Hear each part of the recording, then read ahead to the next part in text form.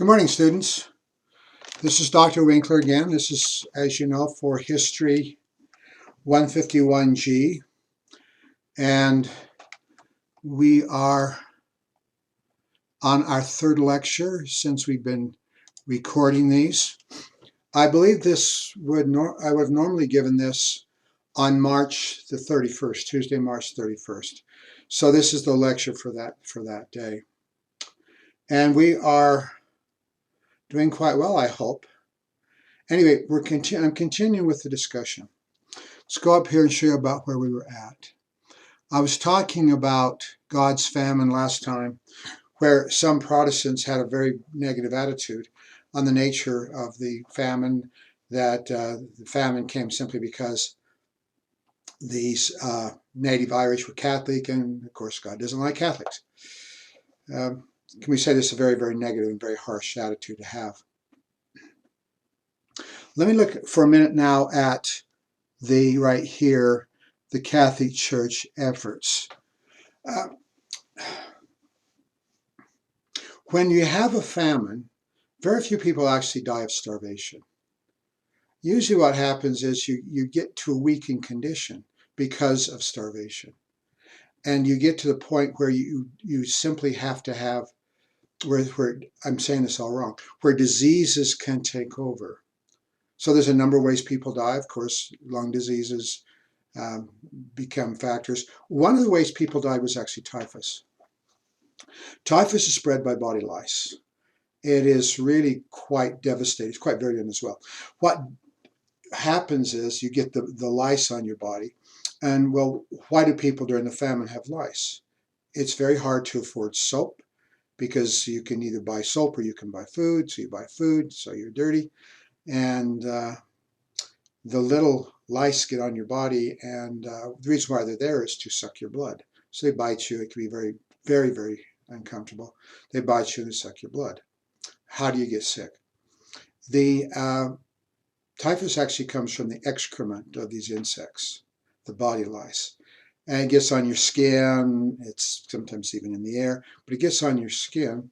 And if any kind of scratch, even a small scratch on your skin, that is a way that the typhus gets into your body. There are different kinds of typhus. Some are debilitating, some are lethal. If you are weak, like during a starvation period, there's a very good chance that even a small amount will become lethal. People at the time don't really recognize this, but they know they're dying. Sometimes typhus can be spread by people visiting the sick or visiting those people that are dying.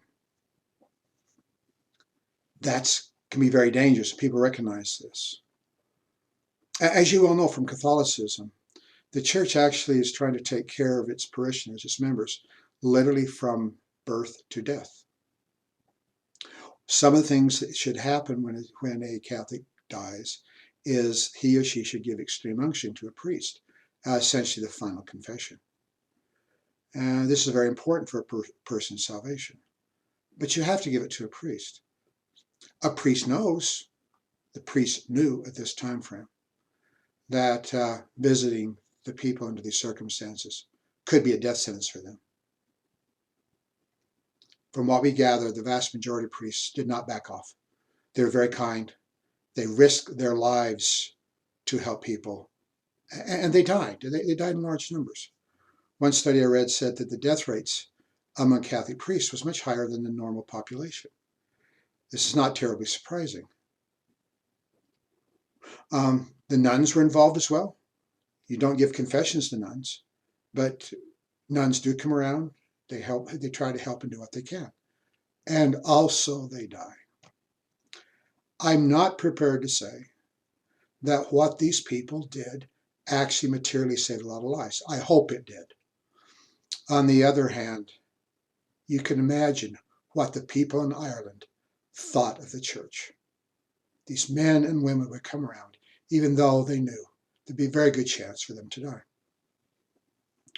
Until recent decades, some of the biggest strengths in the Catholic Church almost anywhere in the world was in fact in Ireland.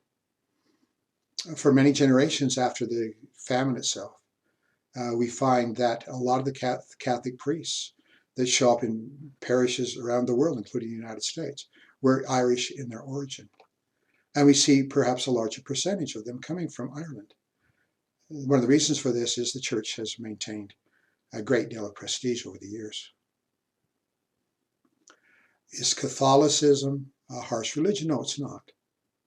Were the priests trying to get food for these people?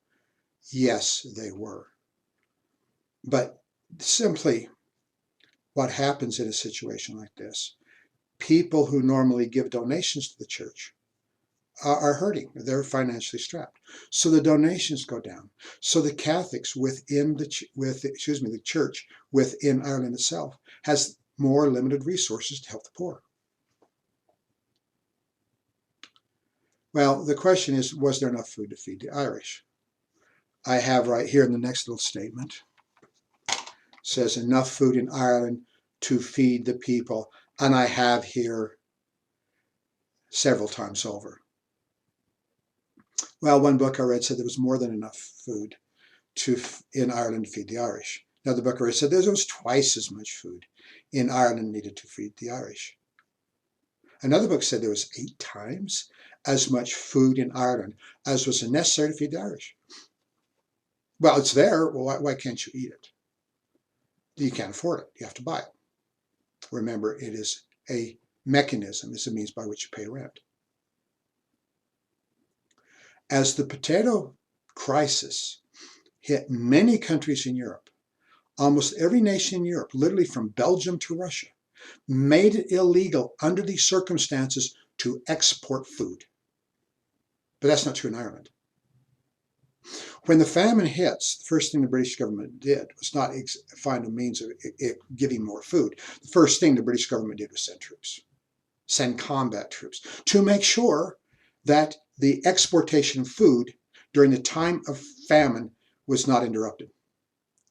I can't imagine how starving men, women, and children could in any way threaten an exportation of food. In my mind's eye, it looks something like this, however. You've got the soldiers there, they're armed, they got their weapons, bayonets on their muskets, and saying, oh, by the way, you people, you better keep your distance. This has become somewhat controversial. I'm trying to keep up with the literature on this. One recent study I read said, well, they were importing food as well. This doesn't make any sense to me. Why are you exporting and importing food at the same time? I guess the point is still the same. The Irish did not have access to it. The Catholic Church doesn't have the means, doesn't have the mechanism of getting enough food for these people. But there were charities. There are charities in Britain. Remember, Ireland's part of Britain this time frame. And there is an attempt by them, I guess this is the argument, that they were importing food into Ireland. Some food was brought in order to give it to the Irish people. Well, the charities are quite callous in some senses. When soup kitchens were set up, a lot of times they tried to stretch the resources as far as possible. The charities would make a soup out of it. They give some grains, and sometimes you get like a whole quart of soup. But a lot of times there was so little nutrition in the soup, it's a little bit better than actually eating or drinking warm water. There is what we call poorhouses. Britain is famous for its poorhouse to this time frame.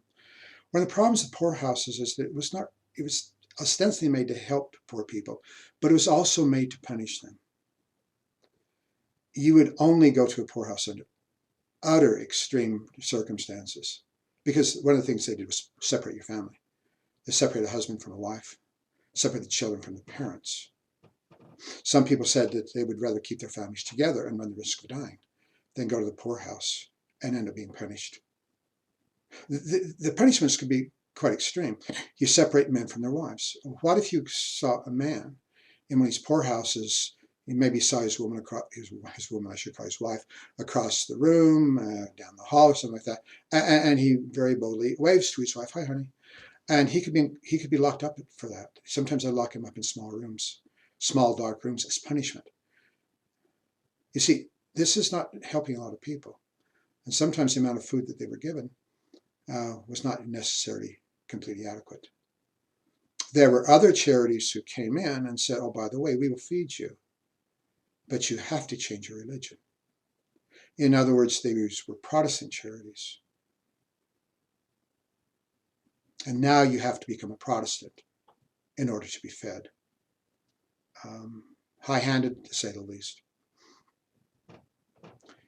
This was not commonly done. We do not read about large numbers, even small numbers of the Irish, willing to give up their religion in order to save their lives. There's a term called super. As you can see, it's right here. It's someone, and I've been told that's a severe Irish insult. If you call somebody a super, because a super is somebody who would change his or her religion simply to eat. A few years ago, I busted my piggy bank, got the nickels and pennies out. I took my son, one of my sons with me, and we went to Ireland as part of a tour. Maybe I should get the famine up here again.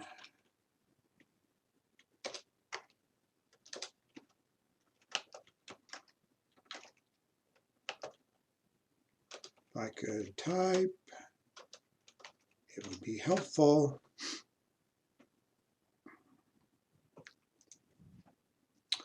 And of course, we have some of these very disturbing things, which I showed you earlier when we were discussing this. When I was on a tour with my son, we went on a bus tour, and we got, every time we went to a big city, including Ireland, they had a local tour guide. We were only in Ireland about 3-4 days. It was fun. A few days in Dublin. We got to look around the churches, went on the countryside, saw monasteries. It was really quite fun. Well, I never ever got the guts, even though I did talk a little bit with the tour guides, to ask them if this is an insult that's still in force. I understand that it is. Why wasn't there more done to help? The Queen of England, Victoria, during the famine, I believe it was one of the winters, came to Dublin. And of course, the Anglo-Irish were there, people that are Protestants, and they had a big gala for her. And of course, she's the Queen, and you make a big deal over that. And she didn't really go out among the poor to see what was happening. She later gave like £2,000 for Irish charity. Of course, a woman of her very, very great wealth, one of the most wealthy women in the world. She could have done a lot more. She made no statement to Parliament or anybody else that she's got to help her save these people. When the people of sometimes the Irish, the easiest place or closest place to flee to was Britain, to get out, thousands of these people came to Liverpool, a city in Western Britain. So one of the cheaper places to get to. The local people raised something like £4,000 with the idea of not to help these people, but to pay to send them back to Ireland. Helping was considered bad policies, particularly by the British government. If you start giving charity, you make people lazy. If they don't get enough to eat, well, they have more incentive to work and to work hard. Just going to handing out food or money to people, that's a bad idea, because then they'll depend on that, and they won't be productive again. The British government did send some money over to hire people to work, to build roads. They're really going nowhere, roads that aren't necessary. To build bridges over streams or that are really unnecessary, really don't need these kind of things. But just handing out money was a very, very bad idea according to British thinking. So what shall we do? Let's hire these people. Well, men come there to work. This is hard manual labor working on a road. This is hard manual labor making a bridge. And when they do that, sometimes the men literally collapse with a shovel in their hand, trying to do enough work so they can get some money. Can we say this is ineffective? Yes, it is. One of the arguments that was bandied about in Parliament was this: well, maybe we should find more resources, more money to give these people. How about we just give them direct food rather than money? And someone was thinking, well, how about oats? Maybe we can hand out some oats. And in order to do this, where are you going to get oats? Well, you don't want to buy it because that's money that the Parliament doesn't want to spend. How about the horses? There are horses in the British Army. This is before the time of mechanized transportation, way before the invention of trucks. So when you have transport, you transport men, you transport food, you transport their supplies, you do so by horses. And horses need about 10 pounds of oats a day. They're a large animal. Of course they need a lot. Horses have an option human beings don't have. Horses can go graze. The argument was this: why don't we just give the horses 5 pounds of oats a day? And the other 5 pounds we can figure out a way, maybe make work projects in Ireland, but we can figure out a way to get to the Irish. Of course, this was debated in Parliament. Should we actually do these kinds of things? Do the Irish really know how to eat oats? I think that's kind of stupid. I just had my breakfast. I had oats for breakfast. It's as hard as this. Put the oats in the pot. In my case, I'm lazy. I put it in the microwave. And I nuke it for a while, and then I have oats. The Irish couldn't figure out how to put oats in a pot, dump it in the water, and warm it up. I think that's a very, very weak argument. The debate went back and forth. As painful as it is for me to say, the suggestion was not taken up. And the horses got the oats. Not human beings. I'm an admirer of literature. I don't read an awful lot of it. I'm a historian. I'm not a big literature kind of guy.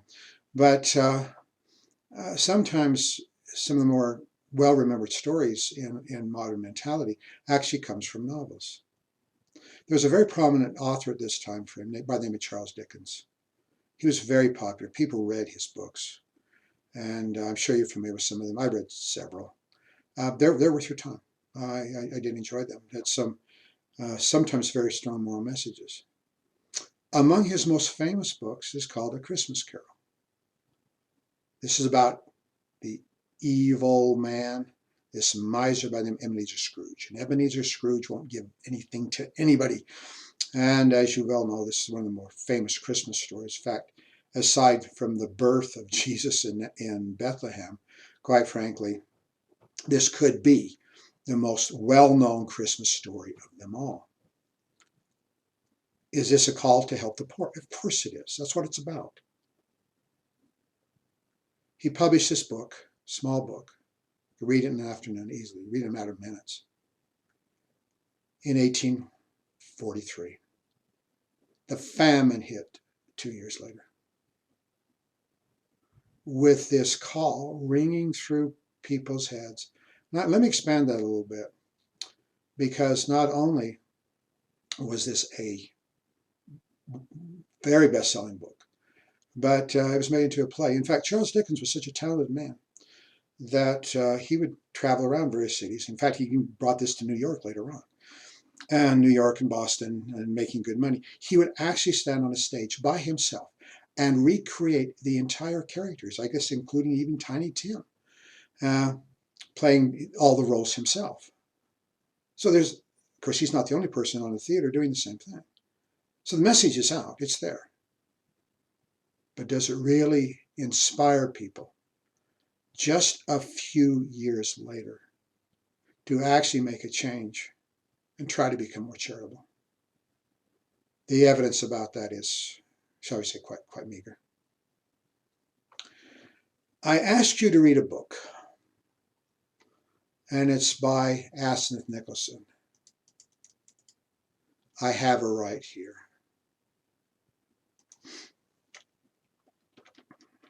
See if you can get a picture of her.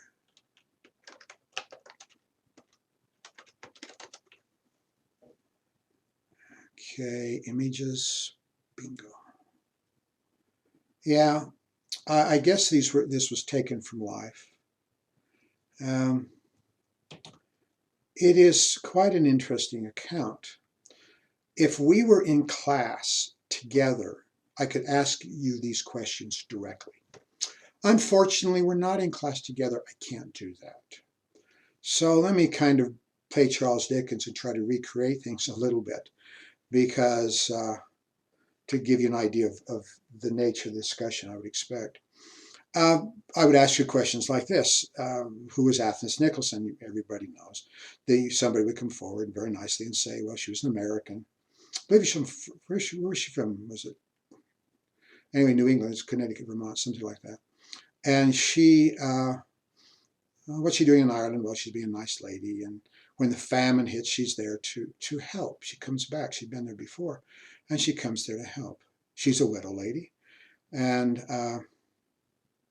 she's quite an insightful person as far as reporting is concerned. I'm going to step up in this class like I do in other classes when I teach this and ask you a broader question. Usually when professors and teachers ask you to read something, did you understand it? Did you appreciate it? That kind of thing. Well, let's play historian a little bit better than this. Let's be a little bit careful in examining our sources. Question is how believable is she? We can ask these kind of questions of a lot of our sources. Sometimes historians have to say, this is what I've got. And apparently this is what someone said. Does that mean the person is always speaking the truth? She says a few things that make us wonder a little bit.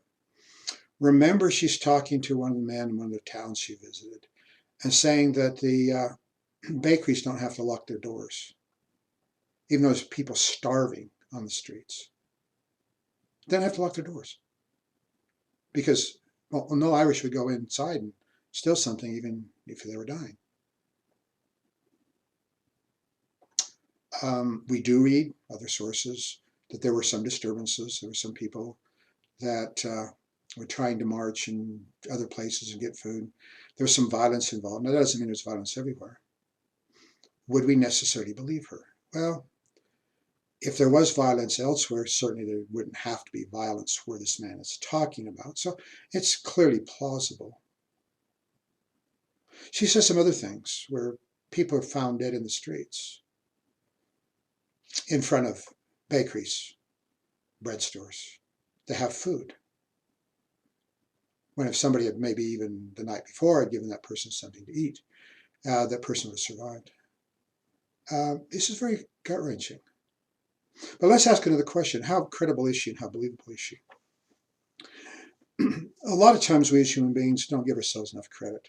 We perceive things and understand things, quite frankly, a lot better than we sometimes even give ourselves credit for. And of course, we like to talk to people. There's a lot of fun people out there with great stories. And sometimes they are a little bit fantastic and the kinds of things they're saying.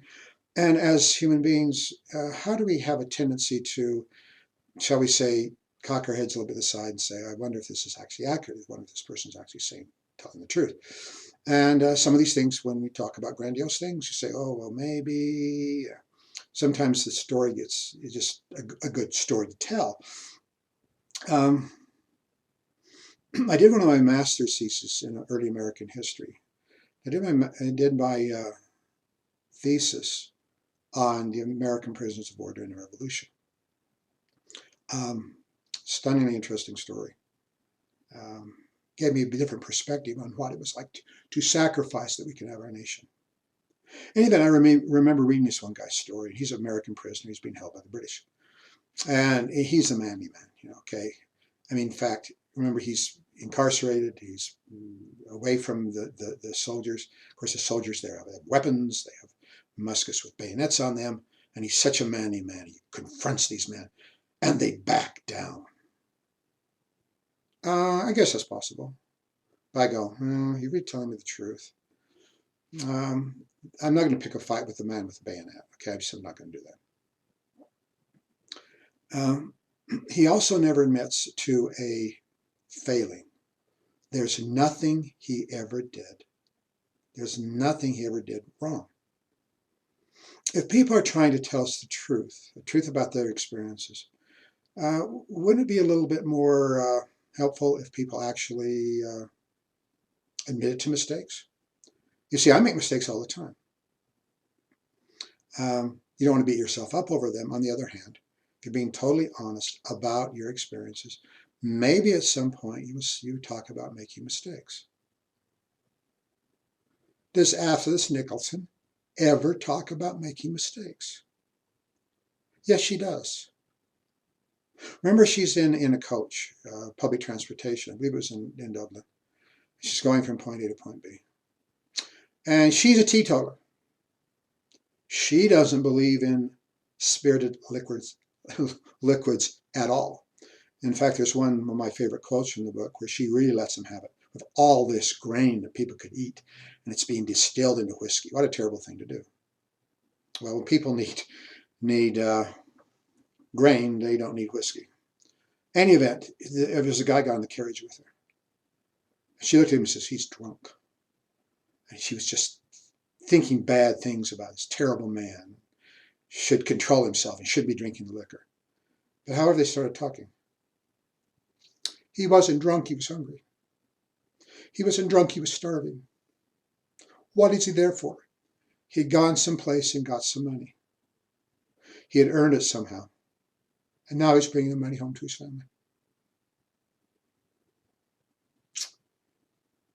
She criticized herself severely. How could I be so cruel? How could I be so unjust as to judge somebody?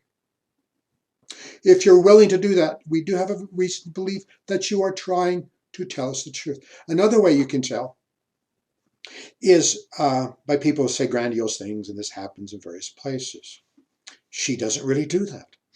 She does talk broadly on a few occasions, but very often what she's doing is simply saying, this is what I saw. This is what I heard.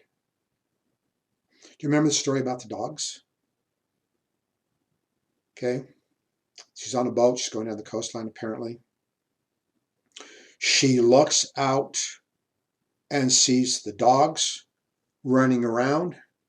The dogs look pretty kind of fat, and she kind of mentions the guys nearby, saying, "Oh, by the way, why are the dogs doing so well when we're in a famine?" And a couple of gentlemen next to her, not even speaking to her, talking to each other, one says, "Should I tell her?" She doesn't really complete the story. She doesn't have to. We know why the dogs are fat. They're eating the bodies, aren't they? This is how she knows something. She just tells us what had happened. That goes to authenticity as well. I think she's reliable. I think she's very reliable. I think she's trying to tell us the truth. Well,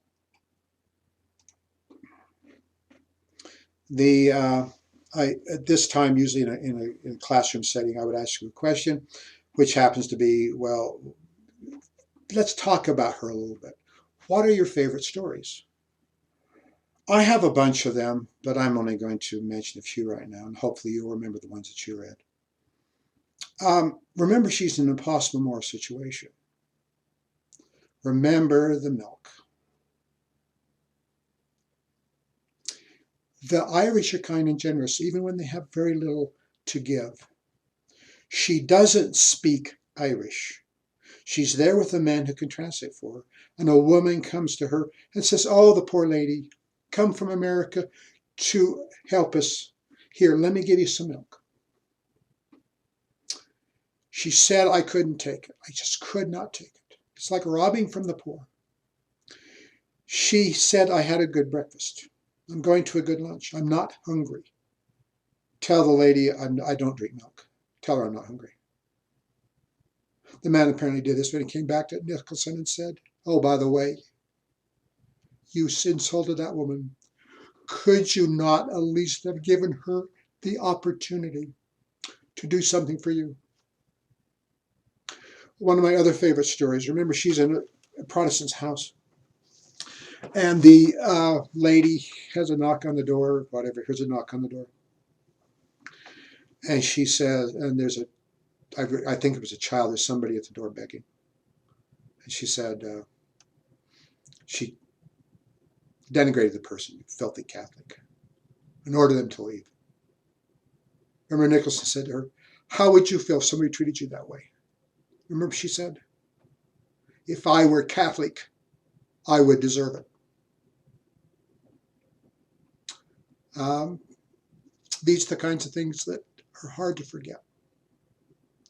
Well, what do you do? What do you do under these circumstances? If you can possibly afford it, as I've already mentioned, the cheapest places to go would actually be to go to England, where a lot of people go and where they end up in slums and they're treated very badly. In 1 year alone, we believe that the Irish, over close to 100,000, like 98,000 people, left on what we call coffin ships to come to the United States. You see, in the 1830s, Britain had made slave trade illegal. With the power of the British Navy, they tried to enforce this, not just among British ships, but also among ships of other nationalities. Britain was the only nation that could do this because they're the only one with that kind of navy. In any event, they would intercept ships on the sea, and we have good stories about them trying to intercept smugglers. In any event, what happens to these ships when they're no longer being used to transport slaves? Well, some of these are pretty bad shape. They're filthy. They've been carting human beings around with inadequate sanitary conditions. You don't want to put food in or other goods in that kind of a ship. But you can use them to transport Irish to places like the United States and places like Canada. And I was mentioning that 1 year, it was 1846, when something like 98,000 people were placed on ships in the attempt to come to the United States. And of those, about 25,000 died en route. These people were hungry already. They were given inadequate supplies. Sanitation was terrible. So the death rate in this case was over 25%. We do have a tendency to look at Lady Liberty, Statue of Liberty. Let's get her up here. Remember, gift from France.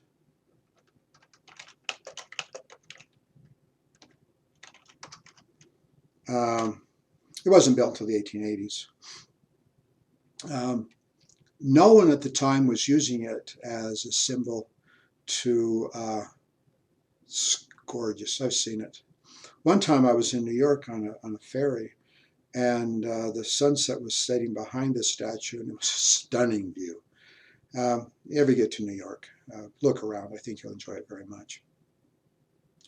Well, at the time, later on people were saying that it was there and essentially it welcomes visitors, welcomes immigrants.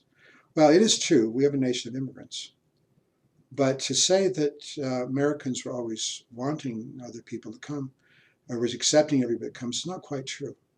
You see, a lot of times these people would come to the port authorities in Boston, New York primarily, and they would come there and the port authorities would come out and say, you people can't land, you've got disease, you're sick. Well, of course they're sick. It's a very challenging situation. Sometimes the U.S. port authorities would make sure that these people would hop in and swim ashore. They would intercept maybe any boats that would come out to bring them in. And sometimes people died literally inside of the American coastlines. So they came to the United States and other countries and to the most vicious slums that existed in the United States at that time. Terrible slums in Boston, even worse in New York City. Well, you live in slums because you can't live anyplace else. Going back to Charles Dickens, as you know, as I told you earlier about his small book, A Christmas Carol about Ebenezer Scrooge, well, he was a social reformer to a certain extent. He even went so far as to fight against child abuse. The book Oliver Twist, for example, is an expose of child abuse. And he's trying to get people to do things better. Well, one of the things he did was visit slums. He visited slums in Britain, and he came to the United States. He visited the Irish slums in places like New York City, and he said these are the worst, most degraded slums I've ever seen. In the 1850s in the United States, this is shortly after this very large number of Irish that could make it in came to the United States. There was a party in the United States called the Know Nothings. And the Know Nothings were anti-Irish and anti-Catholic. I'm very happy to say this party only existed a few years, but it was a powerful movement based on hatred. The Irish often would take jobs in the United States that nobody else would take. As we read about the Transcontinental Railroad, the Central Pacific came from California east. The vast majority, perhaps 80–90% of the workers, were Chinese who did very good work. Going west from, Omaha, was the Union Pacific, and they used large numbers of Irish. And this is very hard labor, but the Irish had a good reputation. However, when these people are trying to get out, you would see help wanted signs in places like New York City, where they would say, oh, by the way, help wanted, need somebody to work for us. And underneath it'd say, Irish need not apply. In common parlance in the United States, anything stupid, anything lazy, anything backward, anything sleazy was Irish. So it's just butt of all these jokes. Let me tell you a Civil War story. I'm getting a little off topic, but let me tell you this one as well. During the Civil War, there were Irish units, and there were men who were scattered among other units. The most famous Irish unit was the Irish Brigade. In any event, in the Western Theater, there was some combat. And Civil War was a bloodbath, as you well know. It was very, very costly in lives.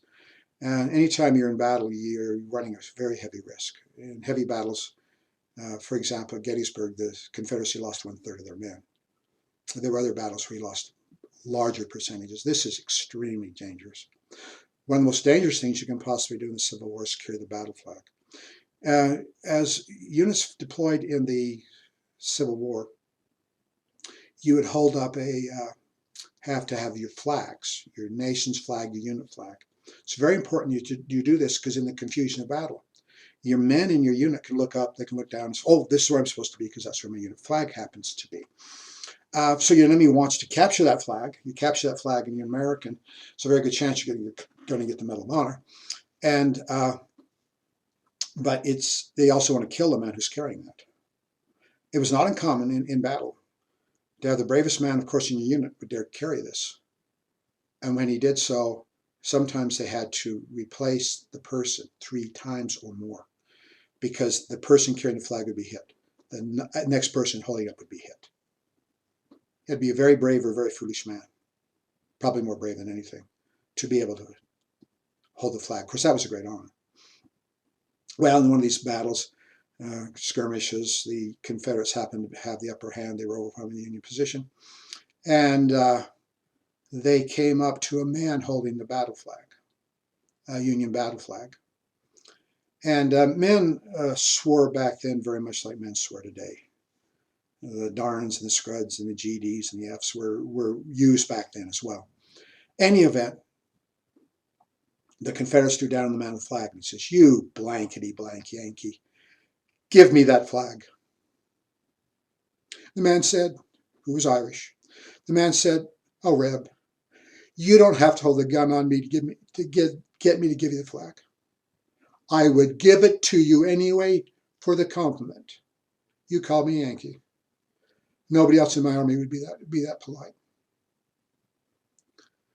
Well, let me tell you some more stories. Let me tell you another story.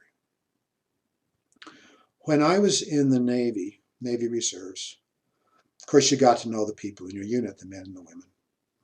And there was a man, he's just charming. You know how it is? You know, people, they just have charisma. They're nice to everybody. Oh, and here I am, and come over to my place afterwards. Well, we'll sit around and talk. And I wasn't one of his closer friends, but he was so rich that he had a private plane, and he invited some of these guys to go flying with him. And we'd have lunch. He's just a charming man. Well, he got into it one day at lunch. He He starts ragging on minorities. All these terrible minorities. What?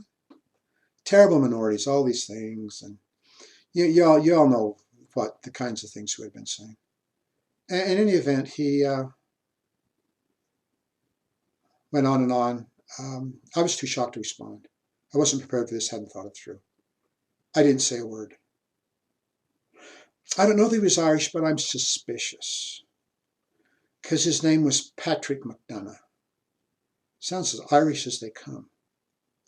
How would an Irishman or a man of Irish descent be so ignorant of how his people were treated as minorities in this country and not have any knowledge of that? It's quite remarkable to me, as a nation of nations, that we have so many people from so many different countries. And almost every nation has an important national holiday. The one we remember the best was actually March 17th, St. Patrick's Day. And yes, on the 17th, I'm not a bit Irish, as you know, but I wore my green shirt to honor the Irish. Until very recently, I didn't know anything about the national holiday of Mexico. Now we know about Cinco de Mayo, which is a lot of fun, I think. Nonetheless, until Cinco de Mayo, the only other national holiday we actually honored was St. Patrick's Day. Well, let me tell you a little bit more about this. Years ago, Margaret Thatcher, she had been the Prime Minister of Great Britain. Very important lady, sometimes called the Iron Lady. And she was over Britain during the Falkland Island War, and she was invited to come to BYU. Oh, this was a big deal. I don't know how many of you have been in the Marriott Center, but it can hold over 20,000 people. It was jammed. Everybody was there. And I never liked her. I don't know why. I can't really say, but whatever. I didn't like her. And I was thinking, well, shall I go to see her? Well, my attitude was this. I'll go to the zoo to see a monkey. I'll go to the Marriott Center to see Margaret Thatcher. So I went there. I came late. I sat down a little bit closer than I wanted to sit. I didn't catch all of her speech, but she was making a joke. And she said, oh, by the way, you know, the British Empire is so wonderful and so great that if you were to want to get back in, we'd let you back in. Oh my golly.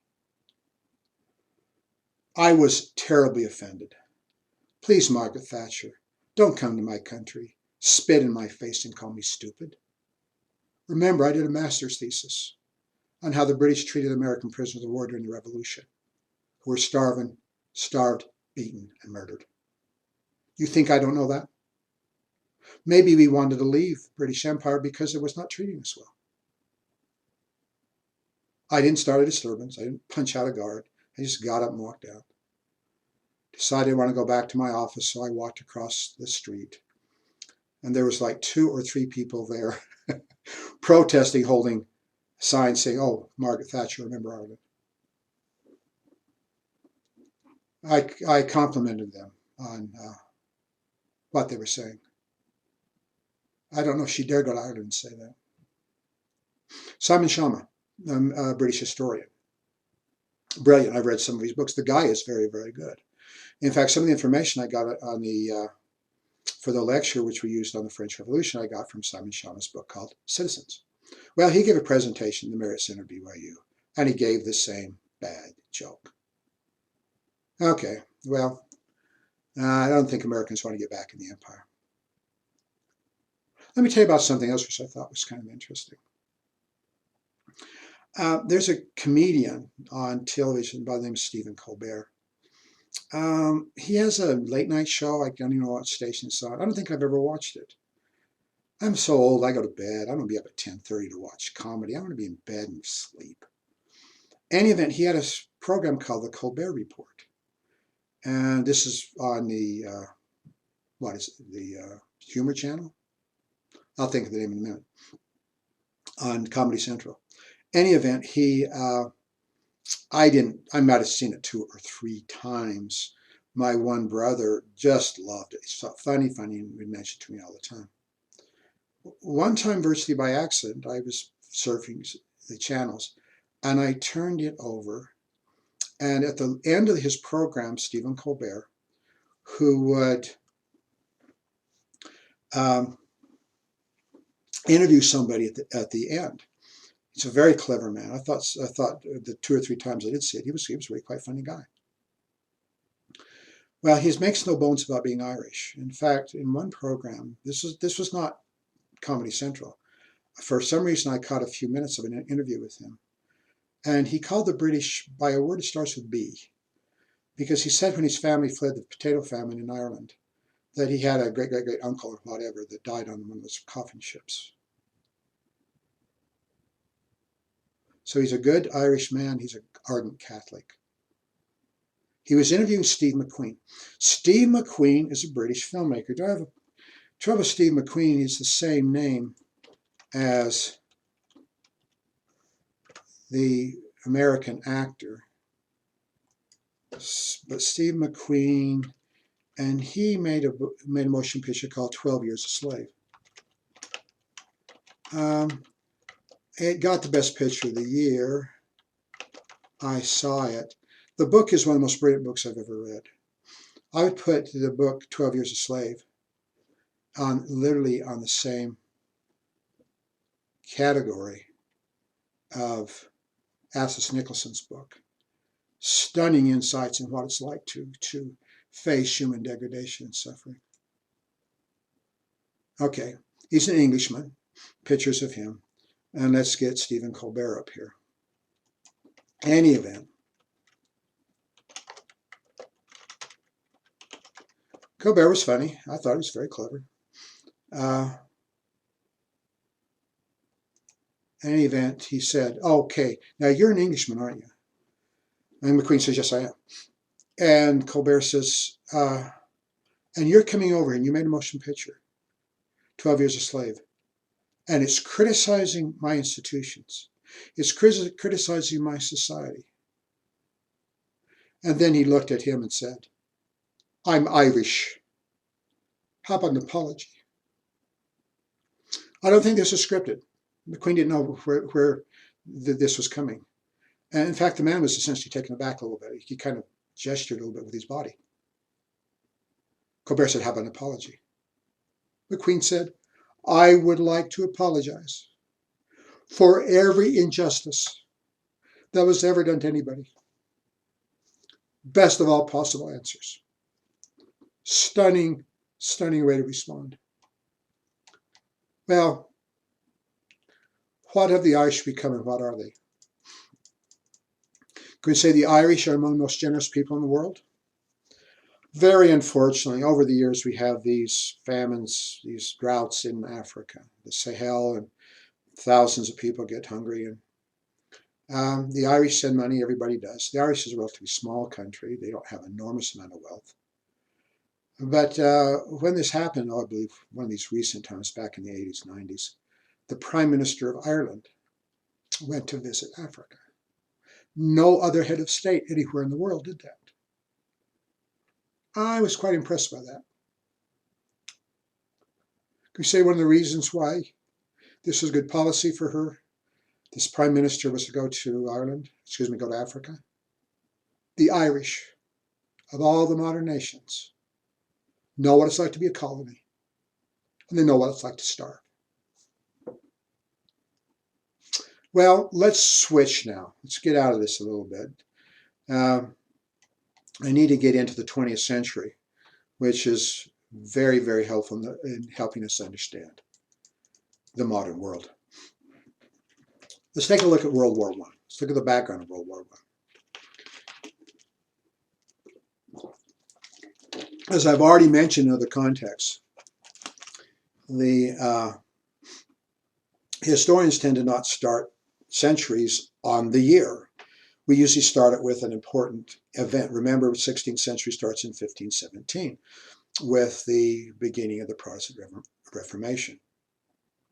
The 17th century begins in 1618 with the beginning of the 30 Years' War. You see the pattern here?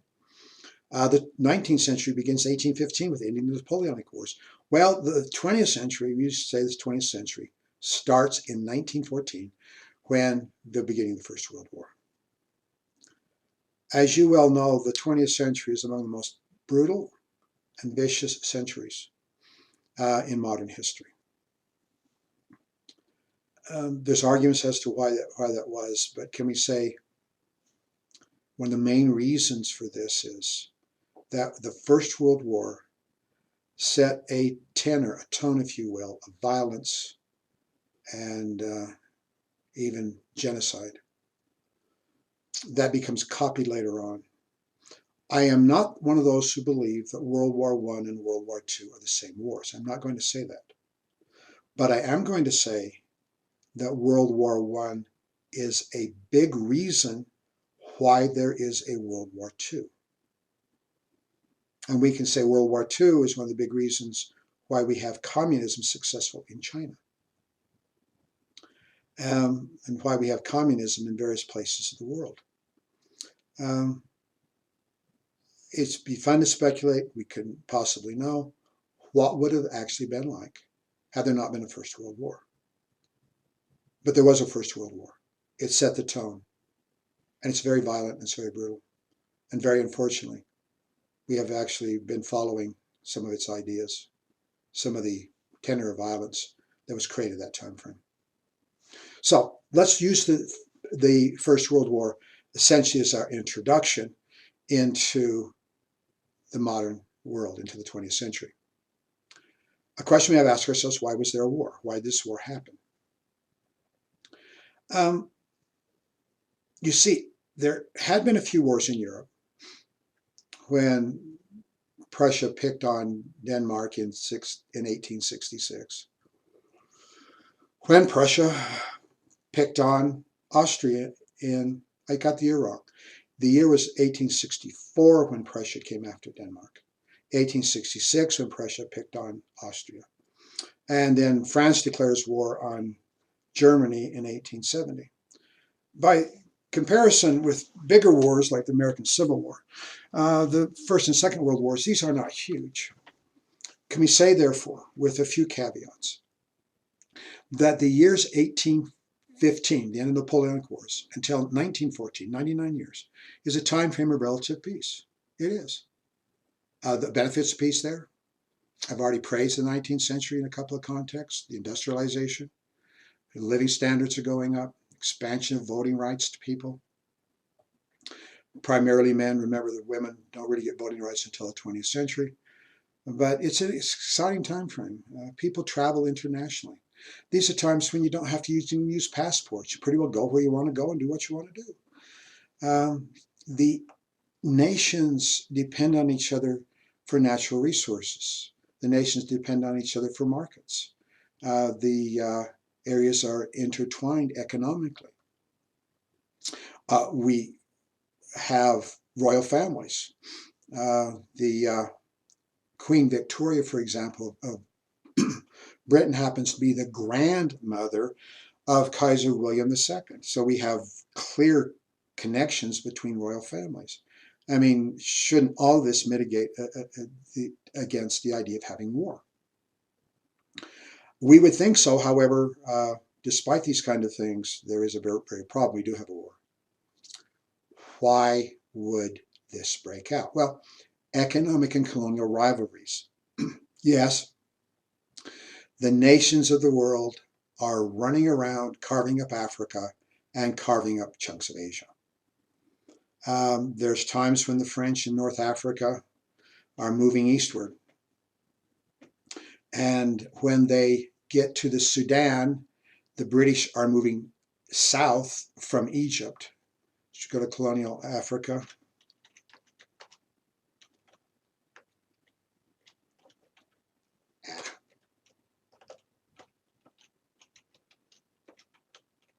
Go back to our map. We've seen it a number of times.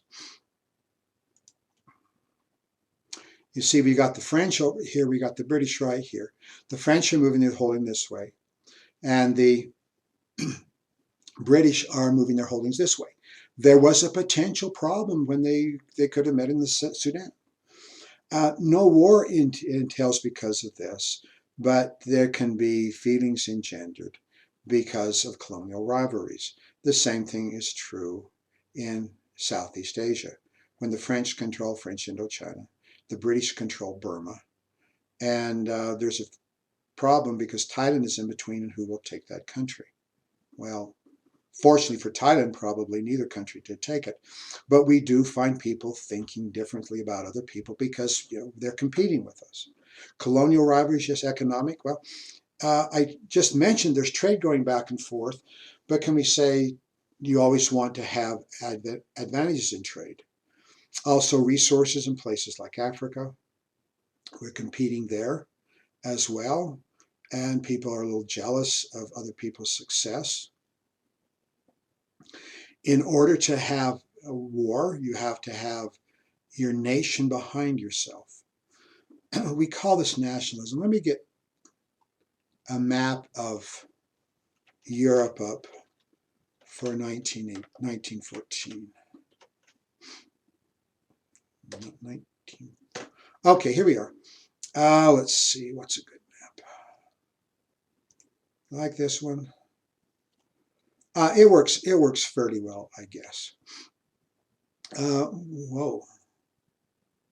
Okay, this is the alliances, which is very helpful. Perhaps be a little bit better if we had political divisions. Here we have nationalities. Okay, getting all the maps I want, but not exactly the right ones.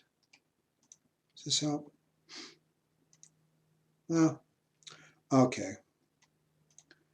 I'll try this one. This is probably going to work as well as any. We have various nations here, and nations push nationalism, believing in your country. How does it do this? If we were to guess or make an estimate as to the percentage of people in Europe that were literate, read and write, in 1815 at the end of the Napoleonic Wars, we would say maybe 15% of all the populations in Europe are literate. By 1900, this has changed dramatically. We do argue that perhaps of all the nations, Germany was probably the first one to reach total literacy. In other words, virtually 99% of the people in Germany by 1900 are literate. This, about the few people that cannot read or write, are probably those who are mentally incapable of reading or writing. This is quite an accomplishment. Well, how does, of course, other nations are close behind. France, Britain, they're very, very highly educated as well. It just takes them a few more years to reach the same level. Well, who educates these people? It's the government. What the government does is they take your taxes. And they take your taxes, and we do it today in the United States. They take your taxes, and the government puts it in the education system. Well, how about teaching children not just reading and writing and arithmetic? Why don't you teach children an ethic, a very, very valuable ethic, and that is to believe in your country, to believe that your country is so good and so great, and it's a wonderful honor to be in your country. You take enough people over a number of generations, and you teach these kinds of things, and it does go into the mentality of your nation, and that can be very, very helpful in a couple of respects. We can ask ourselves a broad question. Why on earth would the government be so interested in pushing nationalism? Well, Germany was only united in 1871. They come from a number of different principalities, and how about speaking to them as this one great Germany? So they'll support the unification. France and Britain have been unified for many, many years before this time frame. But how about just giving them the honor and belief that they have such a great nation? This will help you in some respects. You see, taxation, the government is taxing your country. And if you have patriots, you have so many people out there believing that your country is so good, it is an honor for me to pay taxes. It's a pleasure for me to pay taxes to support this wonderful government. Okay, not a bad idea. How about serving in the military? Do you want your people to be able to sacrifice taxes to go in the military, that goes to the military? And how about also having your young men primarily willing to serve in the military? And is it not, since your country is so wonderful, isn't just a wonderful honor for you to make that sacrifice to serve in the military?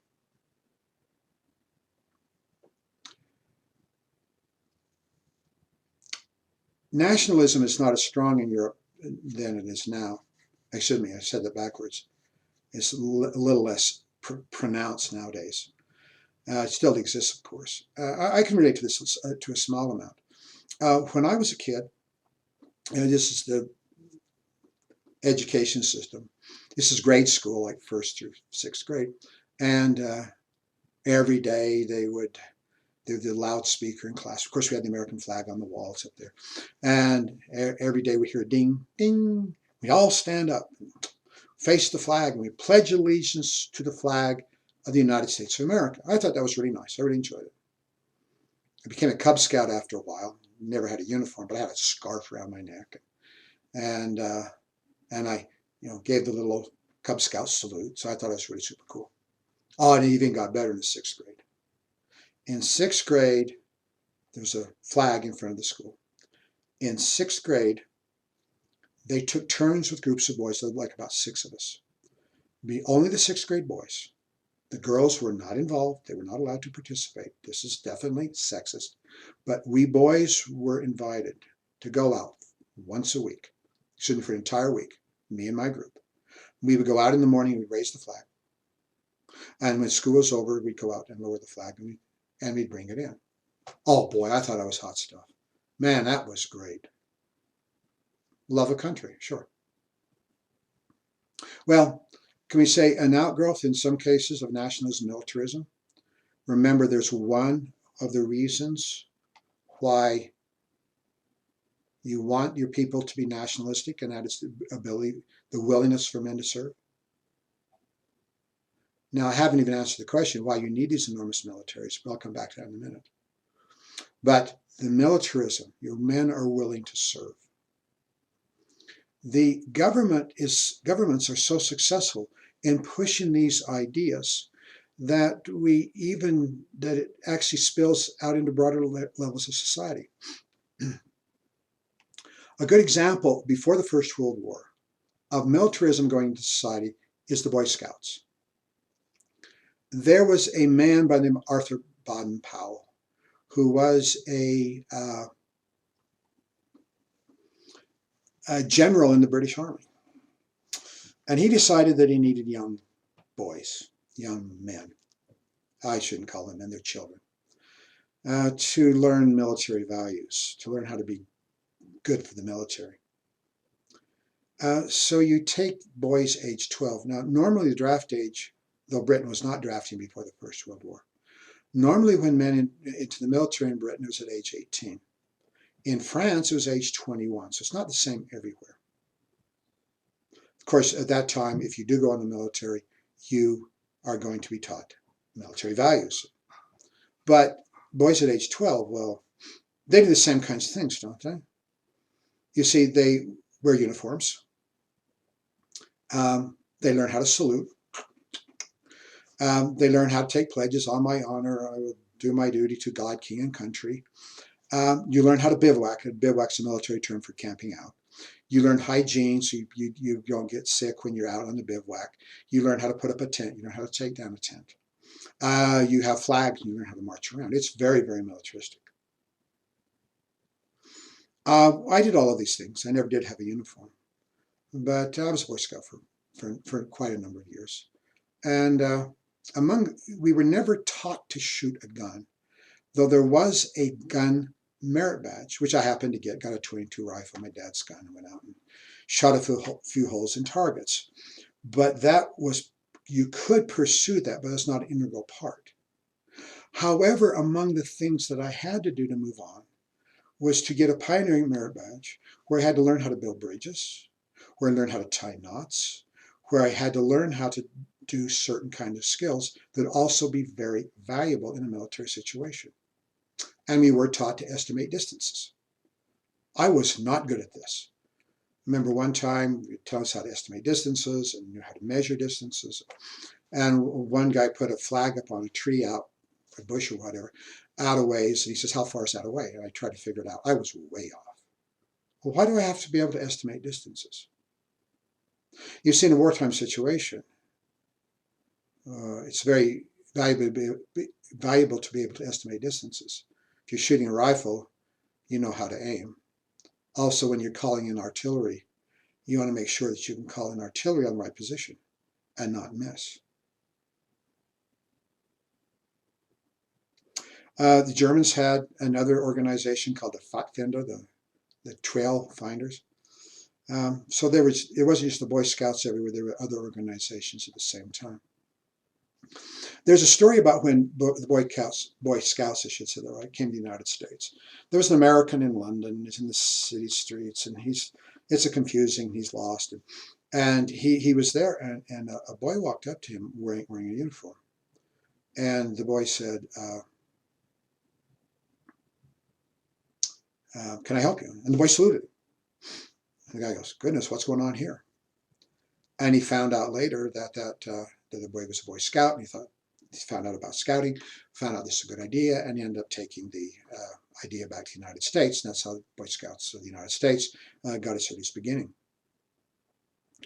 No one actually knows who that boy was. No one has ever come forward to claim that. I guess Boy Scouts were doing those kinds of things all the time.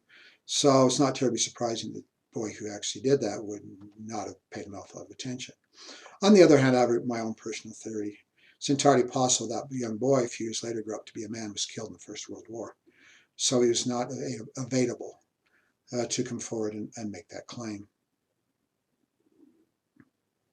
You cannot wait until a boy turns 18. You have to teach military values to him at age 12. This is a good example of militarism. Can we say that militarism as an ethic in society makes people more respectful of the military? When I was in the Navy Reserves, they quoted sometimes in our presentation, you have to stand out in the sun where people are making talks, that Winston Churchill at one time said that a reservist is twice a citizen because he serves as a citizen, but as a reservist, now you're participating more. Is he right? Yeah, to a certain extent. You can say more patriotic people tend to go into the military. I don't recommend you trying this, but you could do something like this to find out. You could go up to a Marine, or you could go up to Army, Airborne, or Rangers, some of our elite forces, and walk up to them and accuse them. Do you love your country? I don't believe you love your country. You haven't done anything to show that. There's two reasons why you wouldn't do that. Number one, it's not true. And number two, it's not safe. Can we say an extension of militarism is arms races? Why on earth that Europe, spent at peace for 99 years, has to have this enormous military? It gets really out of hand. When you're in France, you turn age 21.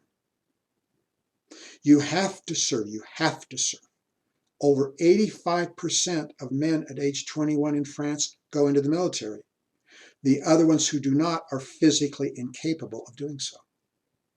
And you serve for 2 years, you have to. But starting in 1913, France changes this to a 3-year commitment. What? Germany has a larger population. It's a growing population of younger people. So they don't go as deeply into their manpower pool as the French do. But for example, they have over 55% of men, when they become of age, actually go into the military. When the war starts, of course, then everybody ends up going in. I mean, it's very, very, very expensive. Could you imagine what arms cost, or what uniforms cost?